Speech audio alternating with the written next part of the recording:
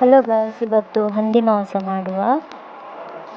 ಮೊದಲು ಒಂದು ಈರುಳ್ಳಿನ ಹಾಕಿ ಚೆನ್ನಾಗಿ ಫ್ರೈ ಮಾಡಿ, 10ರಿಂದ 15 ಒಣಮೆಣಸನ್ನು ಹಾಕಿ, 2 ಚಕ್ಕೆ, ಸ್ವಲ್ಪ ಕಾಳು ಮೆಣಸು, 3 ಲವಂಗ, ಸಣ್ಣ ತುಂಡು ಶುಂಠಿ ಮತ್ತು 15 ಬೆಳ್ಳುಳ್ಳಿ ಎಸಳುಗಳನ್ನು ಹಾಕಿ ಚೆನ್ನಾಗಿ ಫ್ರೈ ಮಾಡಿ, ನಂತರ 2 ಸ್ಪೂನ್ ಕೊತ್ತಂಬರಿ, ಅರ್ಧ ಸ್ಪೂನ್ ಜೀರಿಗೆ ಹಾಕಿ, ಇಲ್ಲಿ ನಾನು ಸ್ವಲ್ಪ ಹುಳಿ ತೊಗೊಂಡಿದ್ದೀನಿ, ಇದೆಲ್ಲ ಮಿಕ್ಸಿ ಜಾರಲ್ಲಿ ಹಾಕಿ ಚೆನ್ನಾಗಿ 2 ಕಪ್ಪಷ್ಟು ವಿನೆಗರ್ ಹಾಕಿ, ಇದಕ್ಕೆ ನೀರು ಸೇರಿಸಬಾರ್ದು.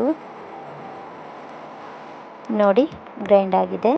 ಈಗ ಪೋರ್ಕ್ ಹಾಕಿ, 1 ಪಲಾವ್ ಎಲೆ, 1 ಈರುಳ್ಳಿ, 1 ಫುಲ್ ಗಾರ್ಲಿಕ್ಕನ್ನು ತುಂಡು ಮಾಡಿ ಹಾಕಿ, 1 ಸ್ಪೂನ್ ಅರಿಶಿಣ ಮತ್ತು ರುಬ್ಬಿದ ಮಸಾಲೆಯನ್ನು ಹಾಕಿ, 2 ಹಸಿಮೆಣಸು, ರುಚಿಗೆ ತಕ್ಕಷ್ಟು ಉಪ್ಪು ಮತ್ತು 1 ಕಪ್ಪಷ್ಟು ನೀರನ್ನು ಹಾಕಿ ಚೆನ್ನಾಗಿ ಮಿಕ್ಸ್ ಮಾಡಿ, ಲಿಡ್ನ ಕ್ಲೋಸ್ ಮಾಡಿ 3ರಿಂದ 4 ವಿಸಿಲನ್ನು ತೆಗಿಬೇಕು.